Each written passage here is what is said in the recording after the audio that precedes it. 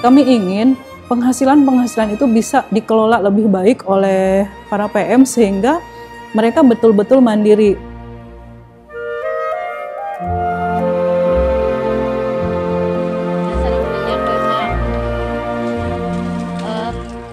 Sekarang mah nggak punya tabungan, pakai bangun rumah. Asa jangan jadi hutang.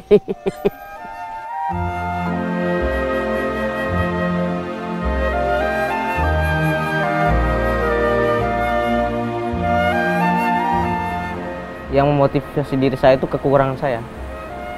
Karena saya menjadikan kekurangan saya itu sebagai sebuah seni dalam hidup saya.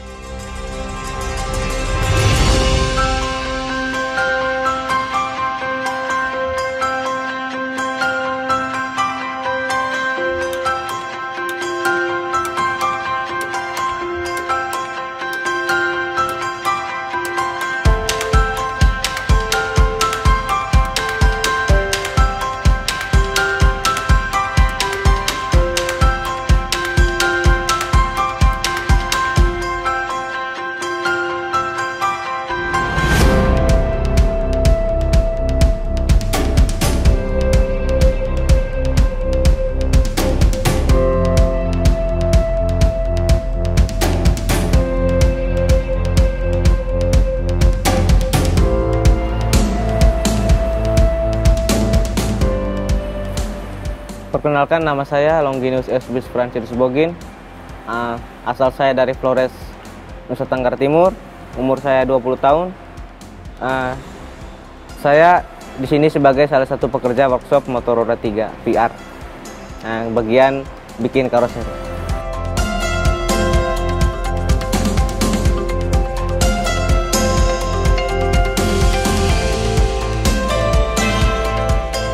Di sini saya sebagai khusus ngelas biasanya, tapi kalau misalkan setelah beres ngelas saya ngehandle yang teman-teman yang lain. Misalkan ada yang kurang saya lengkapi.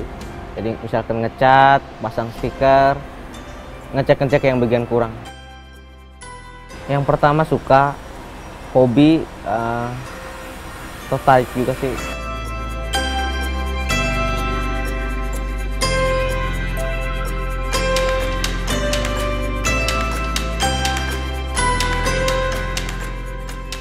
Kecelakaan motor.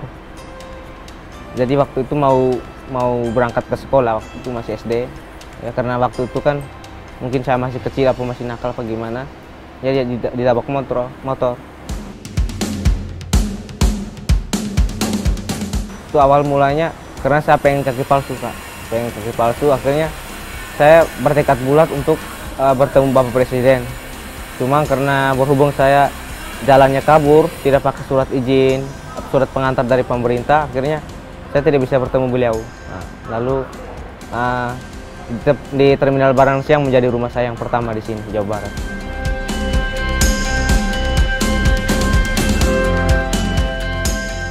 Setelah di Baranang Siang selama 4 hari 4 malam, saya dititipkan di Dinas Sosial Kota Bogor sama sopir bis Damri. Kebetulan beliau adalah salah satu teman saya. Setelah di Dinas Sosial, saya dititip di panti asuhan kurang lebih 1,5 tahun. Setelah di panti asuhan, saya disalurkan Dinas Sosial Kota Bogor ke PRSPD Cibabat Cimahi. Di sana saya ikut pendidikan otomotif selama 8 bulan. Nah, setelah itu saya daftar lagi di sini di Cibinong. Setelah di sini, ya akhirnya bekerja sekarang. Ya.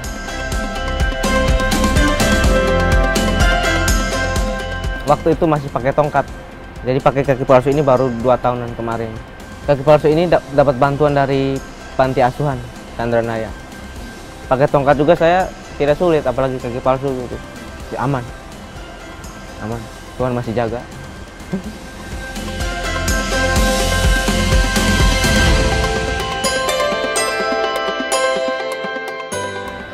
Yang memotivasi diri saya itu kekurangan saya, karena saya menjadikan kekurangan saya itu sebagai sebuah seni dalam hidup saya.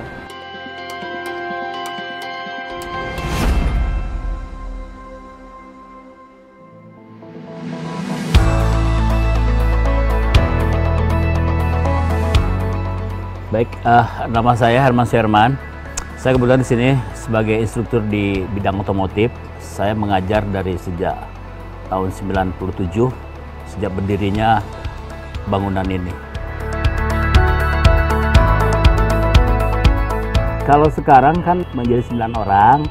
Nah, kebanyakan yang bekerja di sini ini amputasi kaki, kemudian kaki layu, kemudian ada yang tangan. Nah, kebetulan juga disabilitas ini kita ada satu yang tunarungu, ya, karena kita kan bentuknya di balai ini multi layanan ya.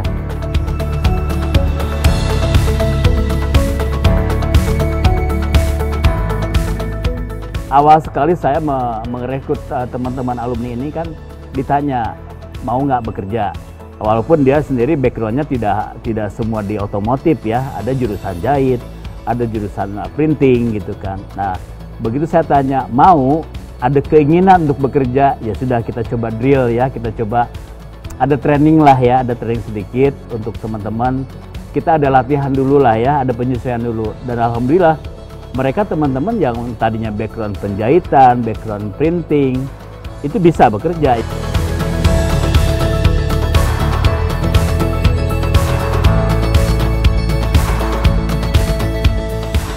Ada kebanggaan tersendiri karena si alumni ini bekerja untuk temennya, bekerja untuk sesamanya. Kemudian juga di samping dia bekerja juga mendapatkan upah atau gaji ya. Tapi dia punya kebanggaan bahwa bekerja itu bisa merasakan gitu kan. Kalau misalkan ada teman-teman yang sama dengan kecacatan yang sama, dia akan lebih empati ya. Yo, kayaknya mungkin harus seperti ini karena kalau kita rasakan modifikasi motor kalau tidak seperti ini mungkin kemungkinan tidak nyaman. Jadi intinya lebih bekerja dengan hati lah ya. Jadi intinya kita mempekerjakan disabilitas, hasilnya untuk orang-orang disabilitas juga.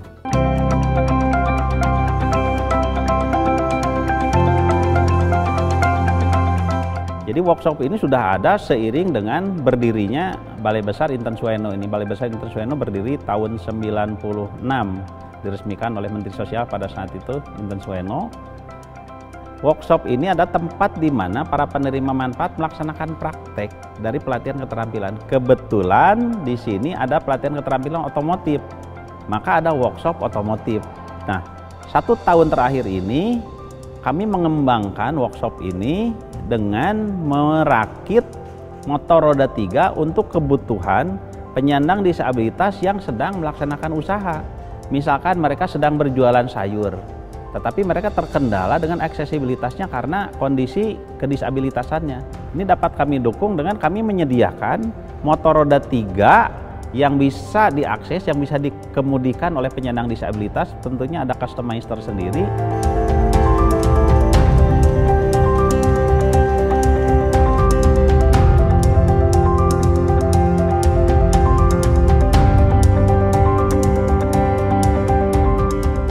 Di mana motor roda 3 tersebut selain aksesibilitas juga bisa digunakan untuk alat penunjang usaha.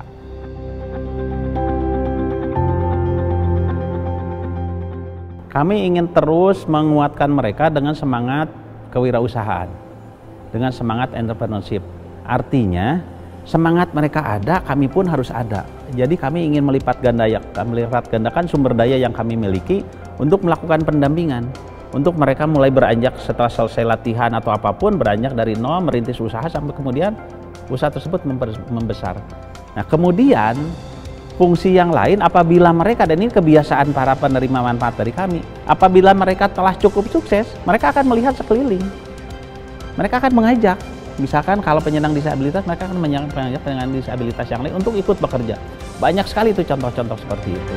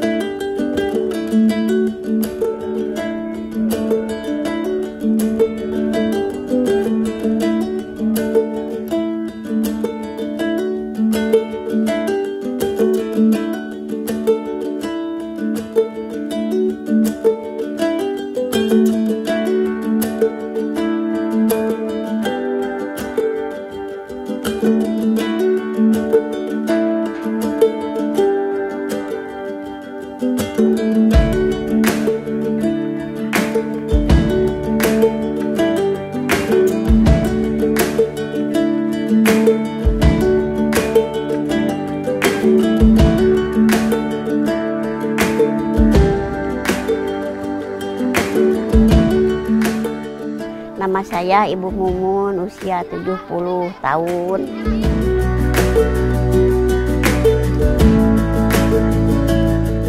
Sehari-hari emak di warung, kadang-kadang ke kebun, ngebor. Ke kebun mah sendirian. Pan iya nama kerasa di rumah. Kalau ke sawah pan nyantai-nyantai di saung, udah nyebor duduk-duduk di saung nyantai.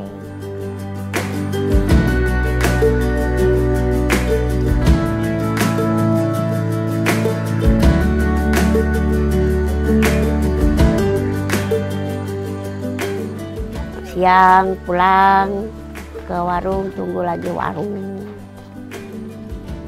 Kumpul-kumpul sama anak, sama cucu di rumah.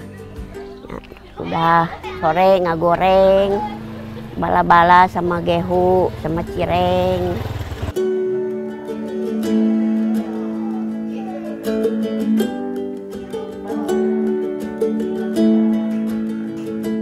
Anak 5, yang 2 perempuan, yang 3 laki-laki.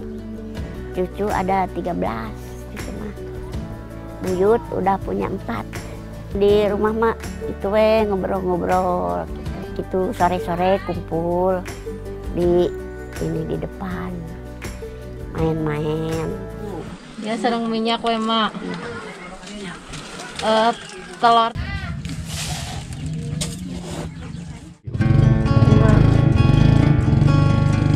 Ya dapat bantuan 2 juta. Kuma di ke warung ke semuanya. Alhamdulillah itu nambah-nambah. Kan ini warung emak. Ditambah-tambah uang 2 juta itu pakai nabung. Sekarang emak udah agak non mah tuh gaduh tabungan dah di anggo kadang dosan rumah. Ini rumahnya.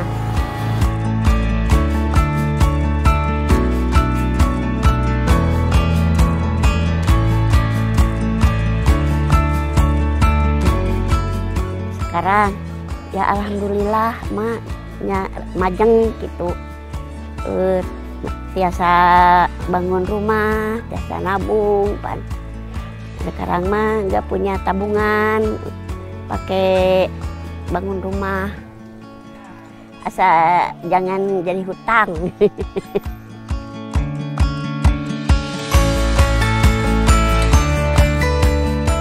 Harapan emak ke depannya mau ngebesarin warung, mau ngebanyakin yang ada di warung, mau bikin gitu warung besar.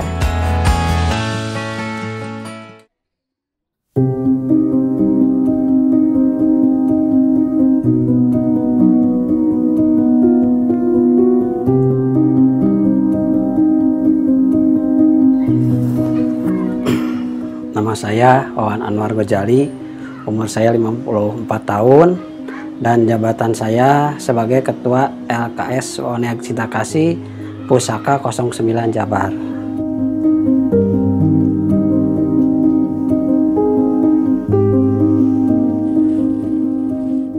Dan kami dengan rekan-rekan alhamdulillah bergerak di bidang lansia ini di yayasan kami ini, yaitu edukasi dan pendampingan.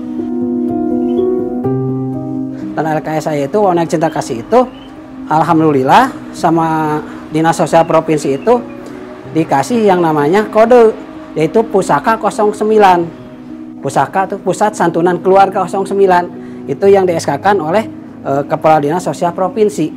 Itu ya Pusaka 09 itu kode LKS saya.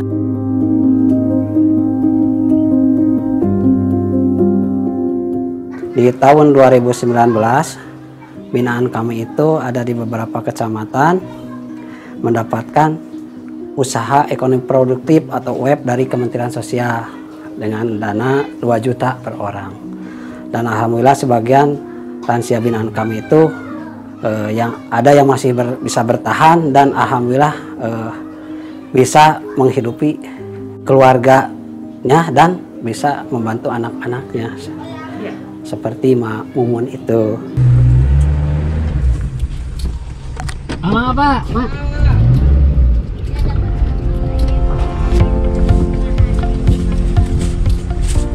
Mumun itu tahun 2019 itu alhamdulillah kebetulan kalau kami itu bekerja sama dengan rekan-rekan pendamping lansia itu di beberapa kecamatan dan desa, yaitu pendamping lansia yang ada di bawah kami di yayasan.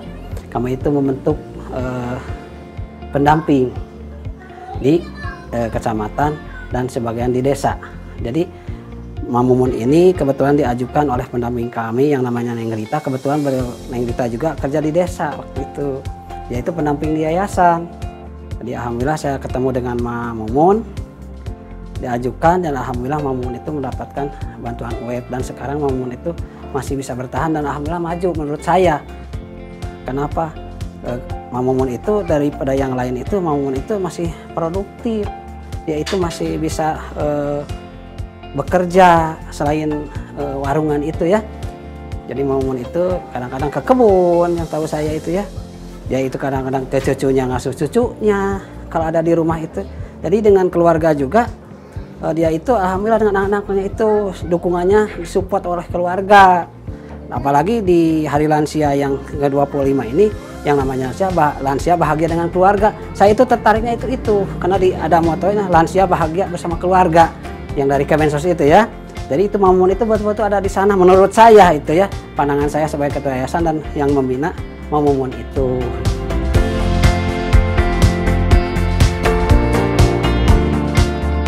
Atensi itu mungkin dulu itu yang namanya usaha ekonomi produktif ya, sama tujuannya itu bagaimana memberdayakan lansia-lansia itu. Tapi kalau sekarang istilahnya atensi asistensi rehabilitasi sosial melalui tadi asesmen itu, apa yang dia perlukan. Apakah dia itu perlu untuk kehidupan yang layak, apakah dia itu perlu alat bantu, apakah perlu permodalan. Dan di sana kan ada pilihan-pilihan untuk atensi ya. Kalau dulu itu web itu yaitu untuk usaha ekonomi produktif saja, bagaimana dia itu bisa berdaya, bisa mengembangkan usahanya. Kalau web, kalau sekarang kan lebih bagus lagi.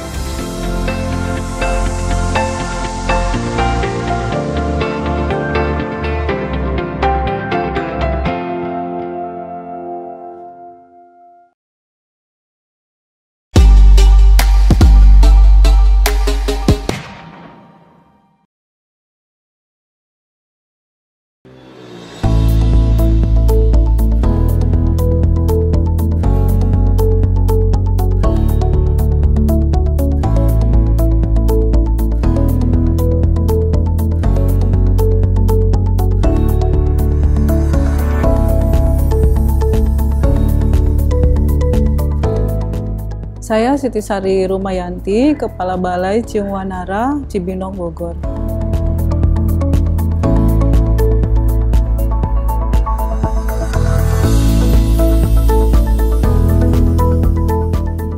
SK Ciung Wanara sebenarnya didirikan memang arahan dari Ibu Menteri Sosial langsung bahwa setiap balai Kementerian Sosial harus memiliki sentra kreasi atensi untuk mewadahi hasil karya penerima manfaat dan PPKS, penerima manfaat dari disabilitas, lansia, anak dan sebagainya. Jadi kami tampung di sini. Kami dibuka setelah 2 SKA sebelumnya dibuka di Bekasi dan Magelang dan Temanggung. Kami dibuka tanggal 12 Juni 2021 oleh Bu Menteri langsung dengan Bupati Bogor, kemudian Ketua Komisi 8 anggota Dewan, kemudian beberapa pejabat tinggi di Kementerian Sosial.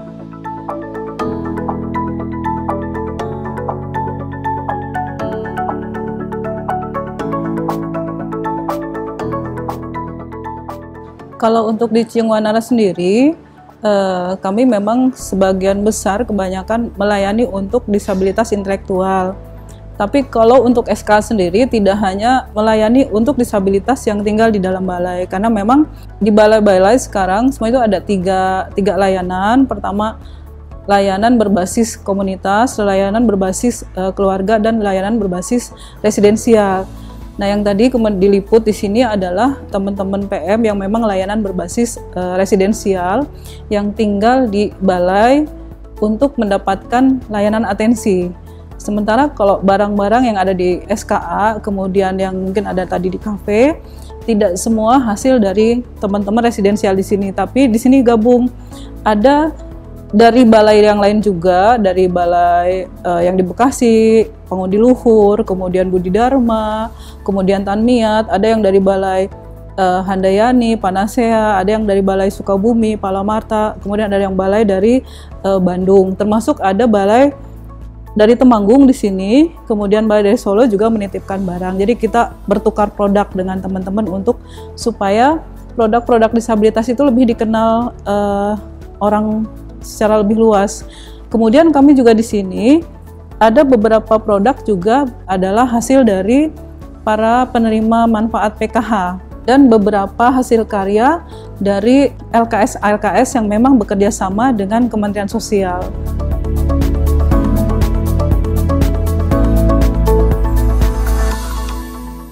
Nama saya Inka, berasal dari Ciamis. Di sini saya mau belajar hijab Cihitan. Umur saya 20 tahun.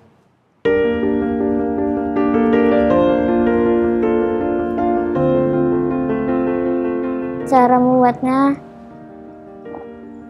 ini dikaretin, yang satu lagi kelereng, yang satu lagi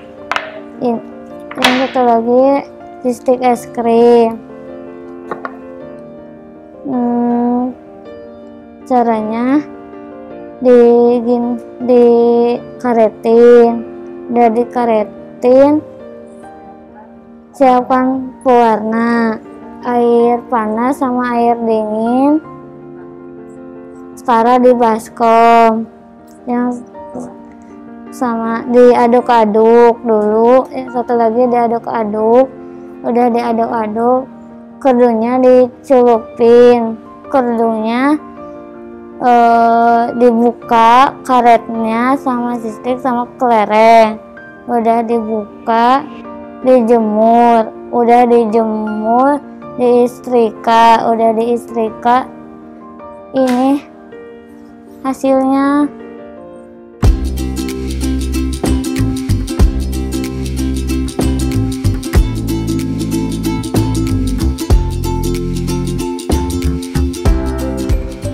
Kalau tantangan, setiap anak itu ada keunikan tersendiri ya, walaupun mereka mungkin semuanya sama-sama intelektual, tapi kan mereka datang dari latar keluarga yang berbeda, latar belakang kondisi sosial yang berbeda, sehingga ada tantangan-tantangan tertentu di sini.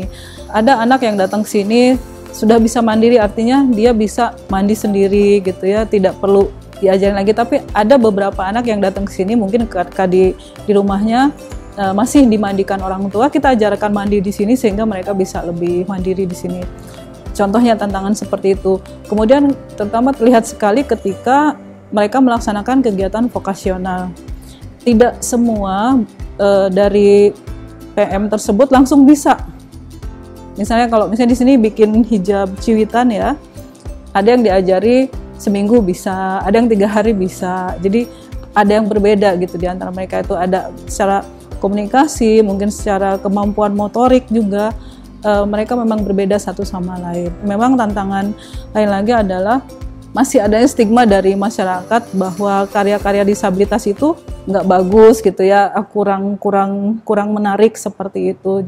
Tantangan kedepannya ya kita ingin masyarakat itu lebih paham bahwa karya-karya disabilitas ini mampu bersaing kok dengan yang lainnya. Dan satu hal lagi mungkin untuk disabilitas sendiri supaya kita tuh pengen mereka lebih percaya diri dengan kemampuannya. Itu yang kedepannya yang ingin kami kembangkan.